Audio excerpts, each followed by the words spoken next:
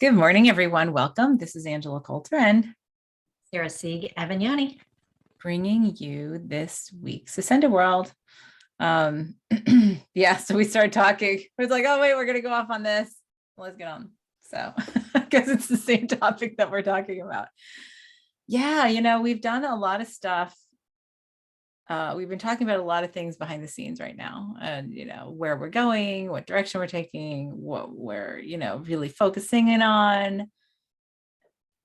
And one thing that has been coming up is like no matter how, like it's funny, it seems that in many cases, no matter how broad scale or microscopic we get, we're right? So like in terms of our creation, so we talk about conscious creation all the time, right?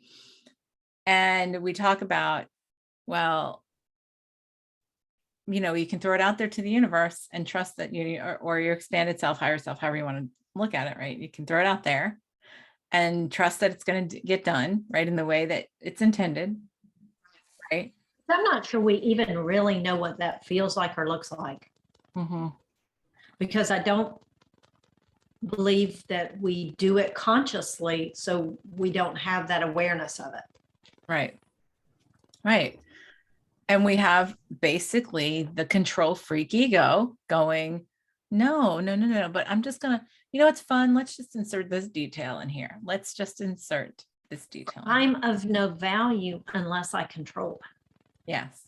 In some way, shape, or form. Right. So it's us finding this. I mean, because, we sit there and go, okay, I will tell you that some of the things I have created that were the most incredibly magical were things I put the least effort into, right? And they were literally like, threw it out there, let it happen, and it happened. Right. And it appeared. It was like, boom, it was there. It was there.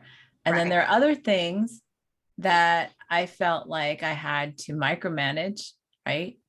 And that I was somewhat successful, but then it was sort of like, a tiring task because I was micromanaging every little detail. And so you became obsessed with those details. And the more you obsessed on those details, then the more you got distracted and waylaid in what it was you really wanted to create. Right. Well, and then the more the details actually became relevant because I was putting so much energy to them that I was creating them. Right. So it goes, good morning, Gloria. It goes around this whole thing. The friend of ours that we know who the whole spare tire thing. Right. She's going on a trip. So being the responsible driver, goes and gets her spare tire fixed, repaired, purchased, whatever. And so then on her way home from the tire place has a flat tire. So then the question is, you gotta ask, did I have the flat because I put so much focus and to use a different term, so much stock in getting that tire that created my need for it? Yes. Or was I going to have it anyway? And so I was simply following my guidance to be prepared.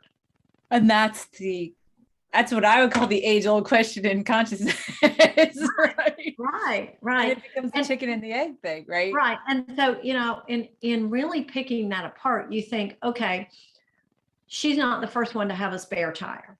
Clearly, at some point, someone saw value in carrying a spare tire. So there's a reason that, tires wear out, right? They get holes in them. There's stuff in the road. There's all kinds of things that can create that flat tire. However, all those are still created by us. So you could have a tire wear out and it goes flat in the driveway. Or you can have this big event on the highway or wherever. So, you get into the refinement of your creation of where your tire wears out. Right. And you can get into, I'm sure if you did the research, you could find somebody who'd never experienced a flat tire. Yep. And I'm trying to, I know there's been many situations in my life where I have done things like, you and I went one of our deep dives, right? Remember, God, that was October, right? That was when it was you and I in Seattle, and we were talking about creating the possibility of a problem by acknowledging or by preparing or the problem. for the problem in case it happens, right? Right. So it's almost like, because it was like, that was when I had that first realization of, except, are we creating the possibility of that problem by preparing for it? Exactly. Exactly. And it's like my example, we celebrated a birthday and I got a small piece of cheesecake, and I've been 0 sugar, and it was a no sugar added cheesecake, but there were carbs in it. So I ate the small piece last night, later than I normally eat, different time of day. And I said to my husband, I said, bet I gained weight from eating this. I got up this morning and sure enough, I did. Now the question is, did I create the weight gain that wouldn't normally have been there, or was it going to happen anyway because of what I ate and my belief that eating that would cause me? So and I'll never know unless I recreate that whole thing and do it differently. Right. Right. Yes. I mean, and that honestly is one of the biggest places that we feel like we need to control is our bodies. Right. And we get so, and we were having this conversation last week, and it's like, God, there's like a million books out there, a million diets, a million ways to eat, a million ways to not eat, a million things to eat, a million things to not eat. Eat this superfood, don't eat this superfood, blah, blah, blah. And I'm like, and you know what, 100 years ago, nobody knew any of this. And yet they were far thinner than today. They were far, more likely to be fit and healthy. Right. I believe, I really believe that when we created the seasons and growing food and the need to consume energy to create our own energy, that there was a plan for this grows this time of year and this doesn't. Mm-hmm. And then this grows and then this doesn't. And so we were meant to eat certain things certain times of the year to support specific needs of our body during that time of the year. And now with the global crops and everything shipped in, and it's like it's all there all the time. Yeah. Aside from genetically modifying, aside from processing, aside from all pesticides and chemicals and stuff like that, right? So we can go on we can do an entire course on eating food in our bodies. Right. But it's like my husband and I had this conversation too last week. We were talking about, the diet of like there's the diet of the week. Oh, this week it's good to eat this. This week it's bad to eat this. This week, eat this. This week don't eat this, and oh, this week, even the AHA says to eat this for your heart. And oh, nope, that was last month. Nope, not anymore. Like look at how eggs have gone through up and down and all around, right? Right. And so, but the thing is, at the end of the day, I'll eat vegan, eat vegetarian, eat pescatarian, don't do this, don't do that. And I'm just like, well, okay. At the end of the day, everybody's body is different because everybody's individual body has been manifested to accommodate whatever their individual journey is, right? And we have gotten microscopic there in terms of how we have split up our consciousness, right? Right. And like I've said before, even those that study the epigenetics and the genetic defects and all this kind of stuff acknowledge that you can create it for yourself different than what your genetic blueprint says. Oh, right. Which is exactly what we're talking about here, is making that conscious choice. Yep. And so, yeah, I mean, and they have tons of research now that shows that we change our DNA through our thoughts. That's what energy work is. I mean, we can supersede and transcend all of that, right? So we can choose to have it all easy have it all, healthy and vibrant, and, have an effortless time at, holding an ideal weight and for our body and all that kind of stuff. And by the way, an ideal weight for an individual is very individual to that person too. Right. It doesn't fall on a chart. Doesn't have to fall on a chart. Right. So, the thing is, and, my husband and I were talking about that, about the, the diet of the week and all that kind of stuff. And I said, right. I said, but the thing is, I think about, when we went to Peru, right? And in Peru, we were up at 9,000, 10,000, 11,000 feet elevation, and we're huffing and puffing because we live at sea level, right? Right. And then you have those guides who grew up there, who are jogging up the trail, the Inca Trail, like it's nothing. Racing, right? Right. With big, huge backpacks of stuff, of supplies on their back. And we're like huffing and puffing just to walk with our backpacks, right? Our little backpacks. Right. And it's like, well, but they were brought up there. So their body is acclimated to that, right? So it's the same thing with diets. Like if you're brought up by the ocean, you're probably going to eat a lot of fish, and your body's probably going to function optimally by eating a lot of fish. Right. If you grow up in the Midwest, right. Yeah, you probably a lot of meat and a lot of beef. It's just for grains, right? Grains, yeah. Right? It's what's there.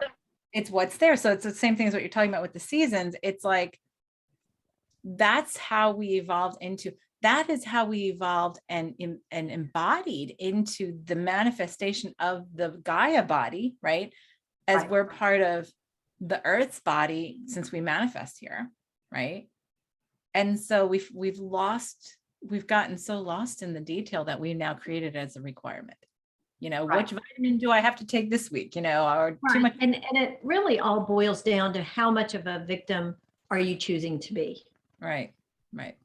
And when I say victim, I don't mean the, oh, woe is me. It can be an educated victim. Right. It's not a judgment of the victim. But it's like a victimhood to your mind, to your ego, right? Right. Or to, the beliefs that you've chosen to literally embody. Yes.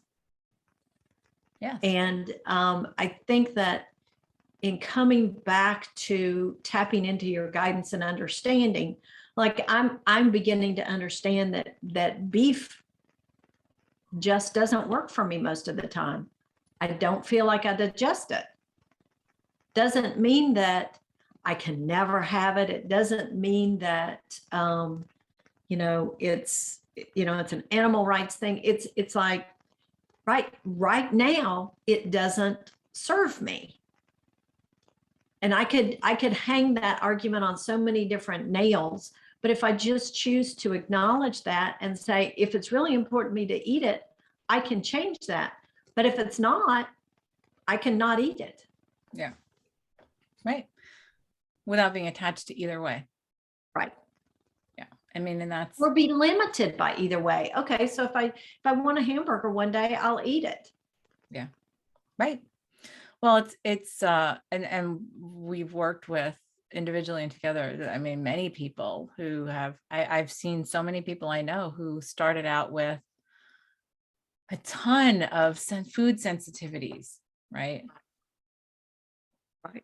And as they did their conscious work, one after another started falling away when they decided, I don't have to be a victim to that anymore. Funny how that all shifted, and they weren't, and their body was fine. So, it's a message to ourselves as well. Not that we don't take, because we just say, oh, my body just doesn't take this well. It's like, well, but why? Why is there resistance? Why is there? Because there is something, right? And then you can ask, is it worth my time to look at this, or is it just easier to, change it? It might be worthwhile. Who knows? That's the thing, to ask guidance. That's always the thing about going back to guidance. Is it for me to do this, or is it for me not to do this? Right. And there have been times, there are a couple of things that keep on coming up. Had nothing to do with any of this, but just things that have been coming up. And I'm like, really? And then the ego wants to go, no, we don't feel like doing that. See, that's the trick. Oh, we don't feel like doing that. Blah, blah, blah, blah. And then I ask guidance and kind of go, is it for me to do this? And I get, yes. Oh, really? Because then, that's the ego. But which puts it in a whole different category from it's almost a whole different category of victimhood there, because it's been disguised as this. You uncover it and really know it's actually a deeper resistance within the ego, and now that is what is your victimhood, your real right. victim. Well, because then the ego then justifies itself, justifies its judgment, right, by creating that control, right? And then the justification, the rationalization, we'll see, look at what happened, and had we not prepared for this, because we were being careful, then we wouldn't have that, right? Instead of the question is, well, had I not been so hell-bent on creating that possibility to prove to myself that I could be prepared for it, would it just not have happened? Yeah. Right. So you and I have gone through this whole weight thing for the past, God, going on almost a year now. Right.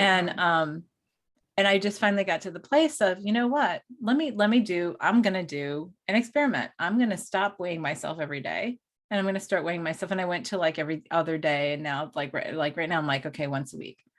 And I'm like, okay. And I'm going to just set myself, okay, I'm not going to be overly controlling. I'm not going to be overly like myopic and whatever. And I'm going to see how that goes. And it was funny because we had 2 birthdays in my house. I was saying that, I forgot on 2 birthdays in my house. So we had cake, and we've had, Valentine's Day in the past 2 weeks and whatever. And guess what? I got on the scale and it was absolutely exactly the same as it was last week. And I'm like, you know what? So is it when I say, no, I trust that my body's going to regulate this now, right? And let go, then does that just happen? So that's, so it's like, well, okay, I'm going to have to do this for a little longer. And it's like, okay, well, now if I say, okay, well, I'm going to continue to lose at the, I was actually quite happy to be the same with the cake and everything over the last week. So I was like, okay, so now I still have, 14 pounds that I want to let go of. Right. So, all right. So now so if I can get to a place where I totally trust that, can I then just say, all right, now I can let it go? Right.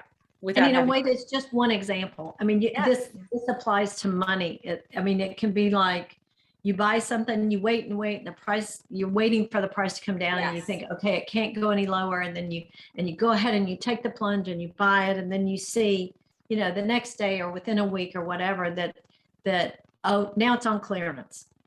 Or, now it's really cheap. And oh, I knew it. And every time you say, I knew it, it means you created it again. That's right. I know. It means you created it that way. And you chose to become the victim of that whole set of circumstances that you created. Right. And it's the same thing in other things like relationships, right? So in any kind of relationship, friendship, lovers, whatever, right? If you keep looking for something negative, you are going to continue finding something negative. If you're, it's because you're creating it. Yes. And if you do it the other way, you can do it the other way too. So that's part of the, like what we put energy to, we create, right? Because, and that's the whole, when we talk about, to look at our fears straight on, that's the shadow work that we talk about, right? That's looking at our fears, looking at the deep judgments, looking at the repulsions and all that kind of stuff, because those are the things that subconsciously have the most power over our creation. And then we get more fearful of that. So then we give it more power, right? It's because then there's more energy. And, I find, and speaking mainly for myself and those that I've observed closely, is that we almost take pleasure in saying, I knew it, when it was something bad. Like I knew that was going to happen. Yes. Versus, you make it through an ice storm and you don't lose power, but yet everyone around you does, and you don't go, I knew it. No, then you start making excuses going, well, I don't know, I might feel bad. Maybe I'm on a hospital grid, or I'm on some, right. You feel bad because you created that for yourself, because you weren't part of that collective suffering at that moment. Right. Or, have we ever bought something and seen it go back up in price and go, I knew it. I knew I needed to buy it right then. No, because we're more interested in beating ourselves up, or Right. we're more interested in the misery or the suffering that we believe we're creating by sacrificing more or less, or whatever the circumstances are. But we never take credit for that other side of the creation when we knew and followed our guidance, and it was exactly as we created it, wanted it. Because we have judgments.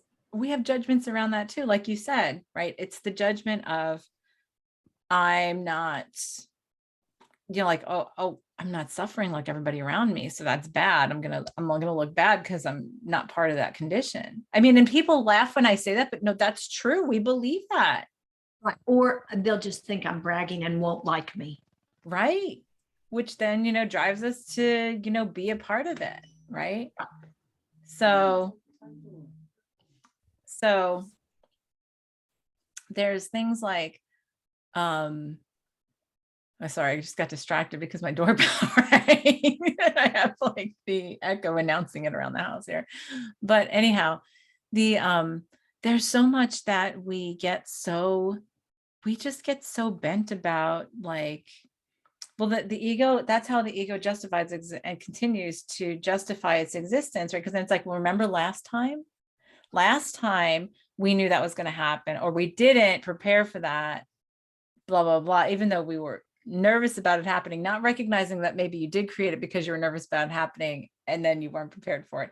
So this time we should prepare for it, because last time, look at what happened. It's like you had to prove it to yourself by creating it, right? So that next time the ego goes, see, you need to put me in control because I need to control these things, right? And there's that phrase, those that don't learn from history are destined to repeat it. I believe that what that's saying is that if you don't see the energy behind what you've created in that history, you'll recreate it again. And we don't typically look at it that way. No, we don't. Look at the event itself. Analyze it. We study it. We almost what's the word? We almost idealize it, which just simply allows it to circle back around and recreate again. Right. So, and then we go, see? Yep. Well, look at the last 2 years. Right. We've been doing that constantly for the last 2 years, right? With the whole COVID stuff. And so now what? It's like, well, okay. And so it's such a habit. Like, it's weird because I'm like looking for the thread, and there's so many fine little tiny threads right in the loom that you're just like, I don't know. When it used to, the ego goes, well, and the ego goes, well, yeah, you'll never get that all undone, because the ego's go, no, because that's my job and I feel good with that, right? It makes me feel like I'm the one that created that. Well, and when you say get it all undone, that counts on or relies on the belief that you can't just trust that it will take care of itself. Mm-hmm. Because those that can seem like the biggest messes and webs can easily just fall apart and go away. Yeah. As easily as, oh, they'll never cancel schools. Well, we proved that wrong. Right. We'll never run out of toilet paper. Right.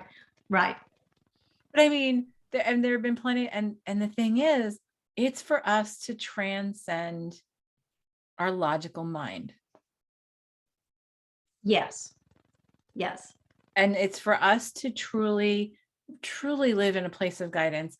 And everybody around you can call you a fool, because our whole culture and dual-based existence here is based on that control, right? And the ego's management of it, and logical mind and stuff. We've been talking about doing a course on that, right? Look at my list. It's like overcoming the ego, right? Yeah. Transcending the ego, or overcoming the logical mind is what we're talking about. Yeah. Yep. And people go, what do you mean overcoming the logical mind? That's what's legitimate. And it's like, no, that's what we believe. And so therefore we've now created that. And when we go back to guidance precedes logic. Right. Well, and even if someone says, okay, but look at the sciences, it's all based on fact. Right. But those facts are fluid as they learn and as they experience, Right. and Because as science continues to change as our consciousness changes. and as they come to new understandings and new evidence. And so it's not a rigidity. It's a fluidity that is Yes. what gives that its power. Yes. Yeah. So it's that, right. and that is the singular most, I mean, like when we add this factor in there and that consciousness around it, right? Because then what happens is then we become paranoid, which makes it worse for a while, right? Right. We get, oh, well, don't worry about this or I'm going to create it. And then you worry about it more because then you're worrying about it. And then that makes it worse, right? So I've had so many discussions with people about that going, okay, what if you just, I mean, that's the whole thing is, yes, recognize resistance, recognize triggers. When we get into consciousness work, it's recognizing and observing without putting energy to, there's a difference. Because when you fall into it, right, it's got a much different energy than when you observe it and you say, huh, what's that about? What is there for me to look at here, right? Instead of getting lost in the energy of whatever that triggers, whatever, because that just means the trigger is still there, right? And then you get distracted. And the more you come to that place of self-central and self-love and self-nourishment and self awareness, even, that gets easier. Yeah. Because you don't have the noise and the overwhelming, do I fit in? Am I creating conflict by expressing my opinions? And you get to that place of, my guidance is for me, and that is in respect for myself. Yes. Yep. And this is a big step if we, well, not if, when we can transcend all of this. But the thing is that we don't even recognize it within ourselves yet. Right. Because the mind is, oh, let me go down this rabbit hole. Look, this rabbit hole will be fun.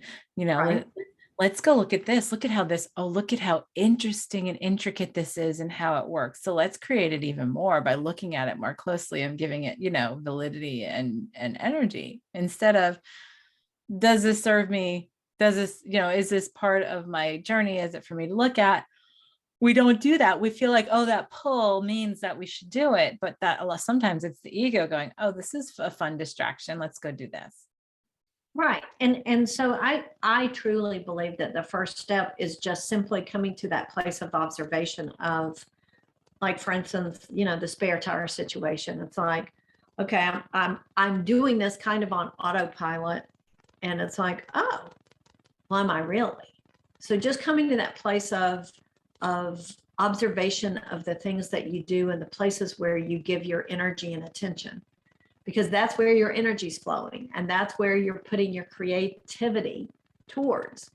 So is that something that you really want? Yeah. So just getting to that place of awareness, I think, is really a crucial first step to say, okay, so what do my creations really look like? Yes. Because I'm looking at it from that victim perspective, and I'm seeing that I had no control in any of this. Well, and nor did I need it. I didn't need any control in any of this kind of thing. Because it was going to happen anyway. Right. Yep. Yep. And by the way, that when we get there, right, and we get to that place, the trust, right, and of course, we always have to tie it back to our 7 essences, right? That I am worthy to not have to micromanage, that I trust that it is exactly as I intend to create it, that guidance is there, that guidance is true on how to create it the way I intend. And no matter what happens, I have gratitude for it. Yes, gratitude for it. And so, and I take responsibility for the whole creation, all elements of it. including including the the shadow. acknowledgement of the shadow, the Yeah. compliment of the shadow. Compliment of the shadow, and then letting it all be wrapped up in that self-love, because Right. it all connects back. And then when we can really do that with everything, it takes so much less energy. Right. Right. I Your always flat laugh. tire happens in the driveway. Yeah, exactly. Well, right. I'll never forget. Funny we talk about the flat tire. I remember we were doing that retreat in Michigan in 2015, I think, right? Remember, up in Michigan. And so Yeah, I think that's right. I had gotten some bizarre guidance to drive from North Carolina to Michigan. And I was going early. We were going, a couple of us were going to a concert and in Detroit before, it was like the day before, blah, blah, blah. So I rented a car. And I was driving up, and in the middle of nowhere in Ohio, I got a flat tire. Right. And I Right. remember, and at the time I had like a weird allergic reaction going on and something on my foot. Right. And so I couldn't stand very well. And I thought, oh my God. And it was in the middle, literally, like I couldn't see anything for miles, and there was no other car. And I'm like in the middle of nowhere. And I'm sitting there, and I, for a moment, was like, huh. And instead of trying to micromanage the situation, I literally said to myself, it would be great if somebody came by to help me change that tire right now. Right. Because I had called the rental place and said, listen, I got a flat tire on this car. And they're like, yeah, it's going to be like 2 hours. And I was like, oh yeah, that's unacceptable. But I knew I was in the middle of nowhere. Right. Not happening. So I thought, wouldn't it be great if somebody just came to help me? Because I could usually do it by myself, but because of my foot, it was going to be like sort of challenging. And I Right. literally said that to myself, and I believed it, even though my logical mind wanted to push in and said, but you're in the middle of nowhere. There's nobody. You've seen no cars. I literally looked down at my phone, and all of a sudden there's this knock, knock, knock on the window across, like on the passenger window. And I'm like, where did this person come from? And I rolled the window down, and he was like, do you need help? And I was like, oh my God, I do. Can you help me change his tire? And I look, and he's like, he and his wife were in a car behind me. I'm like, there was no car anywhere to be seen. Like when I had that thought, and I was like, okay.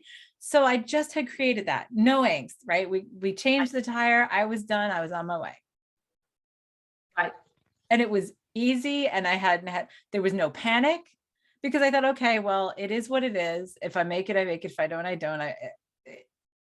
But it would be great for somebody to show up and help me change this tire right now, because it's sort of difficult because of my foot. And then it just happened. Right. Those are the things. And I have a thousand, if one, I have 1,000 of those situations that I have had and created in a completely effortless fashion. Right. And then I say to myself, well, I would love to create that way all the time. But then the ego goes, oh, but then that would be boring for me. I wouldn't have a job anymore. Right. Right. So, you can have that. Let's leave that over there. But I'm going to create all this stuff so that we can manage it more, because it keeps us busy and keeps us, Right.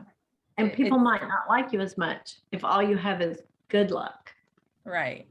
Right. And we do that. And people laugh when you say that, but it is so true that we believe that we are not allowed to do it better than others, or what we perceive as better than others, or to do it in that way, because if others around us can't do it, then we are implied to be better, and then we wouldn't be part of the human condition anymore. Right. And that's a lot of stuff that drives us that we're not even conscious of. Yeah. Right. If I don't get sick, I'm not human. Right. Well, and I feel like that's installed at an early age, from parents who, with the best intentions say, well, but you don't want to brag about that. Or, well, we just don't talk about that. Or you don't want to make them feel bad about themselves. Right. Right. So I mean, and you might poo-poo that, but we have that whole thing. Listen to how people talk. People love talking about disasters. People love talking about the drama we create. People love talking about illness. People love talking about flat tires, right? Well, and childbirth. Childbirth. That's the woman's biggest one. Right. It's everybody, as my father used to say, the first liar never stands a chance, because you know the next one's got to be bigger, better, harder, Right. uglier, Yeah. more traumatic. Yeah. And it's like, yeah.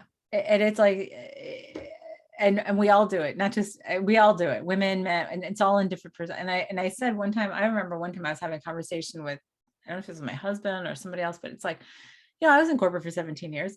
I'm like, I know exactly how that goes, right? Somebody's in the coffee room having coffee and says, I had a flat tire yesterday. Well, it's the same thing. Everybody and their brother now will jump in with the more horrific flat tire story of like when they had a situation where they got stuck with. Right. Right. Yep. And by the time you're done, I had 4 flat tires in the middle of the night on a deserted road, sub-zero temperatures, freezing rain, and wild animals surrounding my car. And my jack had disappeared. Right. Right. So, I mean, and that, so see, it's time for us to cut through all of those, the need for that sensationalization so that we're part of something, right? And we do that with sickness. Oh yeah. Yeah. My stomach doesn't agree. Like, it's the whole, I can't do this or I can't do that. Oh yeah, no, I understand because I can't do this because of my body. And then it goes tying back around to whether it's weight or it doesn't even have to do with weight. It has headaches, migraines. Right. I mean, we've gotten so sensationalist in all these things, and it's like, oh yeah, or a hurt limb or arthritis or and it was really funny because like I remember things like when I was a kid, everybody in my family had arthritis. All the older, the older generations, and they were all, oh, just wait when you get to be my age, just wait. And I'm like, I have now surpassed where most of them were in that age at the time, and I have nothing and nothing. Well, and you think about like take for instance, like you're around the water cooler at work and everybody's talking about their flat tire stories, and you walk up and go, oh, that's too bad. I've never had a flat tire. Right. That just shuts everything down. The conversation ends. It does. And it's like now the big thing is, oh, well, we're into long COVID. COVID wasn't enough. So we have the long COVID and all these ramifications of COVID. And imagine being in that conversation and say, oh, really? I've never had it. Right. Or I had it, didn't even know it, and I'm fine. No one wants to hear that. Right. No one wants you part of that conversation. No, well, and it's funny because I've had that conversation or what, and it's like, how many are like, oh, well, when do you think it's going to be safe to start traveling again? And I'm like, I've traveled more in the past 2 years. I've never stopped. In fact, it's been some of the best traveling. You know what? Stay home because it's been some of the best traveling ever. And I've hated that it's gotten real busy again lately. I know. Right. But but people just like, they sort of get irritated when you say things like that, because it's like you're not following that condition that we're creating. Yeah, the belief rule. Right. Yeah. Right. No, we're here to do it this way. And so it's all, and I'm not saying this with any judgment, it's amusing because we all do it in one way, shape, or form. We do. Absolutely. No one. If it's not over here, it's over here. If it's not about So this week it's important to look at that and say, okay, where is that for me appearing in my life? Yes. Yeah. Where am I choosing to create that for myself? Yes. And where do I feel like it adds value to my existence to micromanage this particular thing? Right. Right. Yeah. So much. We could talk about this for hours because I just was just seeing. Well, and the examples just keep rolling in. Yeah. So what's our clearing for today? Our clearing is well,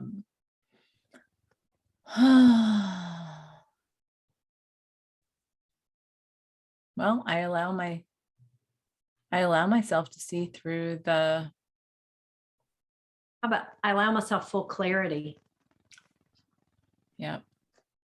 I allow myself full clarity on where I micromanage. Right. The energy of my creations, even. That's pretty broad, but. where I micromanage the energy of my creations, Yep. That's it. it all That's good. together. Yep. That's And good. to allow myself the presence to transcend them, to create effortlessly instead. I like that. Yeah. And to see the value in that, to remember the value in that kind of thing. All right, let's all do that. That sounds good. So as always, let's take a deep breath, get comfortable, close our eyes as we step out of separation, back in wholeness and oneness. And we hold ourselves at the vibration where that is our truth. That is from where we exist, create, and experience.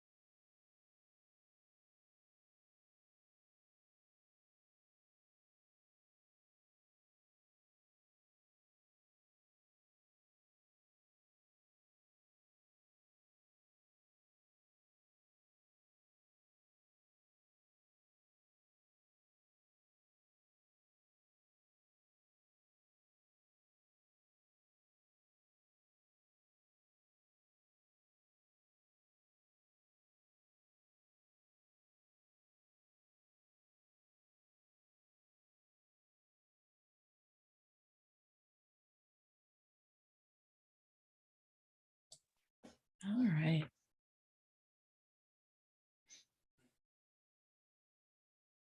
Boy, the ego just does not like that. I kept on getting this, but that's so interesting. Isn't that so interesting when you hold on to that? Wasn't it that so interesting when you have all those complex details? And it's like, well, interesting is really a word of the ego now, isn't it? Right. Right. And I'm like, and then I got the silence. So, I thought from a very geometrical perspective, it's like you're looking at a creation or whatever, and it seems so three-dimensional, you know, five-dimensional, whatever, and it's so complete. But then when you really look at it from the perspective of the control and everything else, it almost like flattened. And it's like, oh, so then you take out that and it becomes that dimensional. pops up again. Makes me think of a pop-up tent, right? Right. So then it becomes that dimension again, but yet almost in a whole different perspective. And, you know, then that took me down the rabbit hole of like Men in Black, you know, the little locker, and inside the locker is a whole universe. And then inside that universe is another locker, which is and then Right. and then that led me to, you know, the cells and Yeah, the because the individual cells are just cells like look that. like a solar system. And it's Right. like, you know, and it's like, boom. Yeah. Yeah. Yeah. Well, because if we try to see and remember it all, we will continue to create more, right? How much did we always like, oh, well, this is the smallest particle, this is the smallest particle. And now like they're coming up with even smaller, Right. particles. But Absolutely. what if there's what if there's this? What if there's, yeah, like there are things that we look at that we don't even have the technology to look at. We're only looking at a shadow of them now, right? Because we Right. can only get it so small. So Right. it's like, but we're creating it in our intention of it. Yep. Let's make it even more complex. And we've talked about that in terms of like the consciousness of creating the set of dimensions here, right? The consciousness, the whole hologram of what this, we can call it Gaia, Earth, whatever, what this presentation specifically is, right? In the hologram. And then in creating the hologram, we created separation within the hologram. And then we have dimensions and we have presentations and we have consciousness that we've broken into pieces, one consciousness that broke off and then into other pieces and then even smaller pieces and smaller pieces and smaller pieces and smaller pieces. And that's what we continue to do till we get so lost in that we have forgotten that it is just part of one whole consciousness. Exactly. Yep. And so I think it's the eagle eye view. I don't have my eagle on today. I have a humpback whale on today, but the eagle eye view, like, in hawks and eagles, the message is to be able to see at that 50,000 foot level and at the microscopic level simultaneously without either one getting you caught up in it. Kind of thing. Right. And I have on my spiral necklace today, which, spiral goes both ways. Yeah. Spiral in, spiral out. Yeah. And each serve their own purpose. Yep. So on that, sit with that with yourself this week and just be conscious. Look at all of the things. Look at what you think about a lot, like what you believe you have to manage. Right. Right. And where you're giving your attention. Yes. And step back and say, well, if I didn't manage it consciously, what would that look like? Right. And feel like, and taste like, and smell like, and because the ego wants to jump in and be like, oh, it'd fall apart, it would explode, it would blah, blah, blah. Or maybe it would be better. Exactly. Easier. I don't want to say better because that's an egoic word. It would just flow. Right. And if it was supposed to be there, it would stay there. And if it wasn't, it wasn't supposed to. And it's not, it's just that where you put it's like where your attention goes, the energy flows, however you want to put that, your creation goes where the energy flows. Your creation goes where the attention goes. It's all the same thing. So then it's just being aware of what we're creating, because when we can be aware of it, then we can change it a lot more easily. So that is a little tiny thing to look at this week. Symbol full of collective consciousness to this week. Well, and if not to do the shameless plug, but I will, if you go back to our vision board course, which you can still do, by the way, it's still up there to take. Absolutely. The Wonder Vision board, we've taken, like this is exactly the approach that we're trying to help to shift everyone into, is doing it from the energies and not from the details, right? Creating from the energies and not from the, microscopic details of the control of the ego, because the other stuff comes from the energies underneath it. And if we have all those energies underneath it, then you don't have to worry about all those details. Makes it a much different creation. Yeah. Yes, it is. It is. Yeah. So have a great week. Thank you for joining us. This is Angela Coulter, and You're Sieg Avenuni. we'll see you next time. Have a good one.